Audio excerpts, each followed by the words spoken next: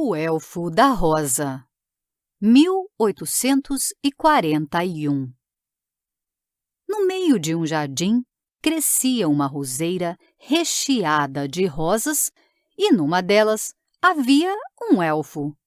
Era tão pequenininho que nenhum olho humano o podia ver. Atrás de cada pétala havia um quarto de dormir. Era tão bem constituído e bonito como qualquer criança o pode ser, e tinha asas dos ombros mesmo até aos pés. Oh, que perfume havia nos seus aposentos! E como as paredes eram claras e bonitas! Naturalmente, pois as paredes eram feitas de pétalas finas de cor vermelho pálido. Todo dia, o elfo se divertiu na luz quente do sol. Voou de flor em flor, dançou nas asas da borboleta esvoaçante e mediu quantos passos tinha de andar para percorrer todas as estradas e atalhos que havia numa folha de tilha. Era aquilo a que chamamos os veios da folha, que ele considerava como estradas e atalhos. Sim, era um caminhar eterno para ele. Ainda não tinha terminado a sua tarefa quando o sol se pôs. Também não havia começado muito cedo. Fazia muito frio. Tombava o orvalho e o vento soprava. Era melhor voltar para casa. Apressou-se tanto quanto pôde, mas, quando chegou, as rosas tinham se fechado. Não podia entrar, pois nem uma única estava aberta. Nunca antes ficara fora, durante a noite, e o pobre elfozinho assustou-se muito. Sempre dormira docemente, resguardado atrás das pétalas de rosa. Oh, seria certamente a sua morte! No outro extremo do jardim, sabia que havia um caramanchão com lindas madressilvas. As flores pareciam grandes cornos pintados. Desceria numa delas para dormir até de manhã. Voou para lá. Psiu! Lá dentro encontravam-se dois seres humanos. Um belo jovem e uma bela donzela estavam sentados muito juntinhos, formulando desejos de nunca, por toda a eternidade, se separarem. Gostavam tanto um do outro, mais do que a melhor criança pode gostar da sua mãe e do seu pai. Mas temos de nos separar, disse o jovem. O teu irmão não é bom para nós e por isso vai mandar-me em missão para longe, para montes e mares. Adeus, minha doce noiva, pois noiva és para mim. Beijaram-se e a donzela chorou e ofereceu-lhe uma rosa, mas, antes de lhe entregar, deu-lhe um beijo tão forte e sentido que a flor se abriu. Então, vendo a rosa abrir-se, o elfozinho voou para dentro dela e encostou a cabeça às finas paredes odorosas. Mas ouviu bem como diziam adeus, adeus, e sentiu que a rosa tomava lugar no peito do jovem. Oh, como batia o coração aí! O elfozinho mal conseguiu adormecer. Tanto batia ele. A rosa não ficou muito tempo no peito do jovem. Enquanto ia pelo bosque escuro, tirou-a para fora e beijou-a. Oh, foram tantas vezes e tão fortemente que o elfozinho quase ia morrendo esmagado. Podia sentir como ardiam os lábios do jovem nas pétalas da rosa, e esta abriu-se como se costuma abrir no calor do sol do meio-dia. Chegou então um outro homem, sombrio e irado. Era o irmão mau da bonita donzela. Puxou por uma faca bem afiada e grande e, enquanto o jovem beijava a rosa, espetou-lhe e cortou-lhe a cabeça. Enterrou-a juntamente com o corpo na terra macia, por baixo da tilha. Agora estás esquecido e longe, pensou o irmão mau. Não volta mais. Numa longa viagem por montes e mares, pode perder-se facilmente a vida e perdeu-a. Não volta mais, e a mim não ousa minha irmã perguntar por ele. Então, com os pés, cobriu com folhas secas a terra escavada e, na noite escura, voltou para casa. Mas não foi sozinho como queria.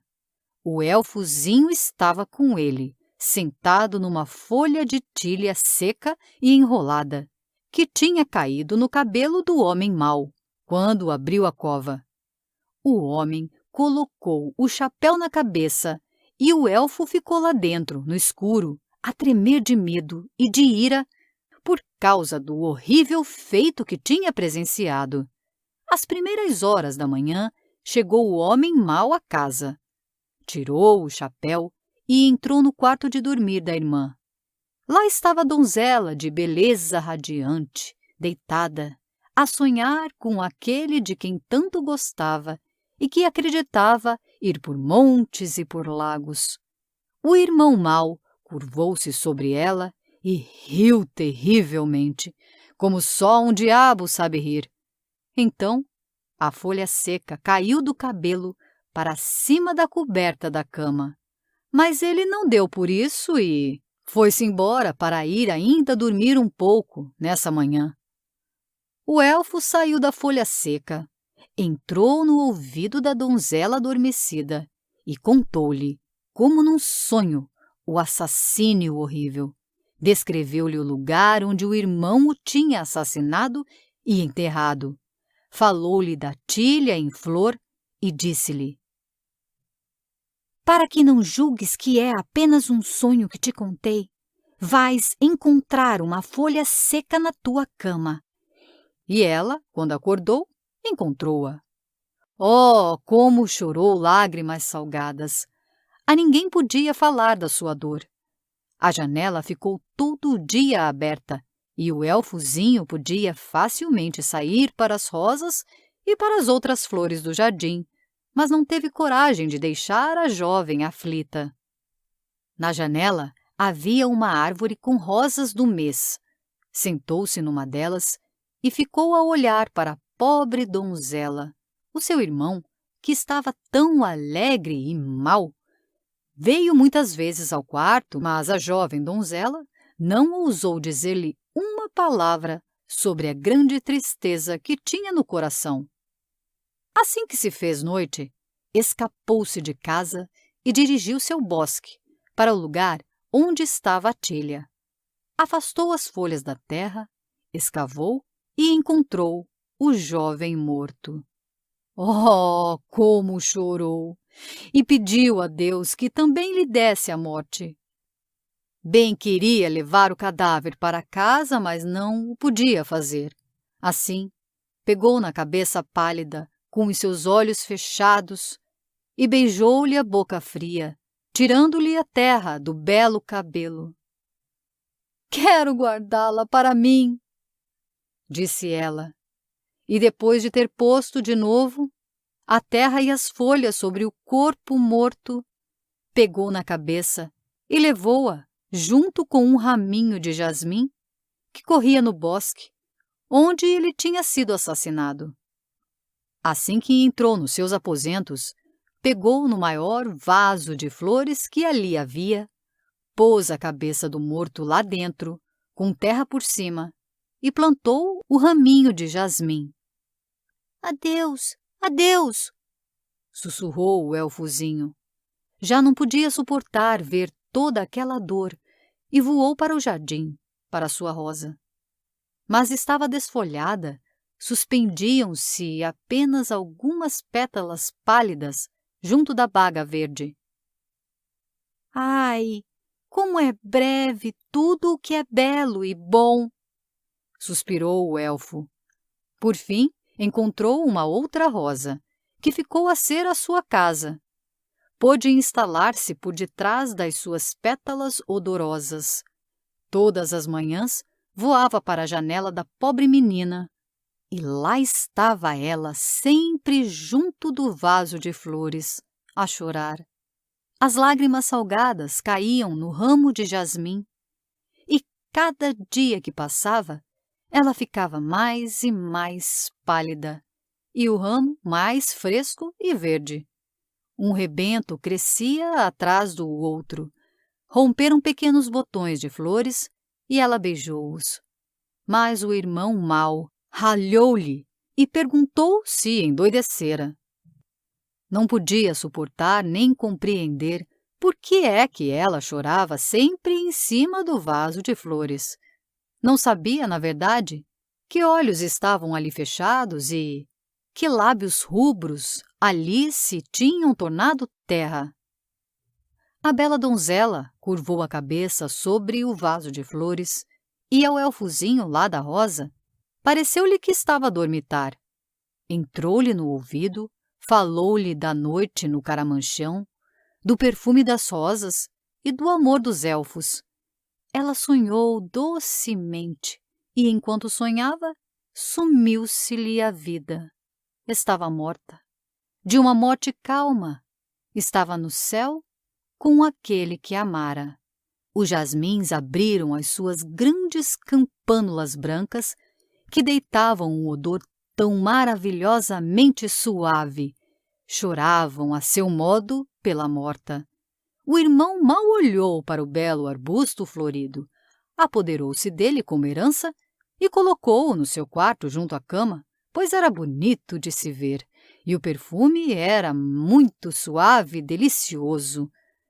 O elfozinho da rosa seguiu-o, voando de flor em flor. Em cada uma delas morava uma pequena alma, e a estas contou-lhes ele do jovem morto, cuja cabeça era agora terra sobre terra. Contou-lhes do irmão mau e da pobre irmã. Nós sabemos, disse uma das almas nas flores. Nós sabemos. Não crescemos nós dos olhos e dos lábios do assassinado. Nós sabemos, nós sabemos. E assim, estranhamente, acenaram com a cabeça. O elfo da rosa não podia compreender por que é que as almas eram capazes de estar tão calmas e voou à procura de consolo para junto das abelhas, que juntavam o mel, contando-lhes a história do irmão mau. As abelhas, por sua vez, contaram à sua rainha, que ordenou que na manhã seguinte todas fossem matar o assassino. Porém, na noite anterior, era a primeira noite depois da morte da irmã. Quando o irmão dormia na cama, junto ao jasmim odoroso, abriu-se cada cálice e as almas invisíveis, armadas de lanças venenosas, saíram das flores, entraram no seu ouvido e contaram-lhe sonhos maus. Depois, voaram sobre os seus lábios e espetaram-lhe a língua com as lanças venenosas. Agora vingamos o morto, disseram e voltaram para trás, para as suas campânulas brancas de jasmim. Quando se fez manhã, a janela do quarto, de um momento para o outro, abriu-se violentamente e, em fúria, o elfo da rosa, a rainha das abelhas e todo o enxame entraram para o matar. Mas já estava morto. Havia gente à volta da cama que dizia: "O perfume do jasmim matou-o." O elfo da rosa compreendeu a vingança das flores e contou-o à rainha das abelhas.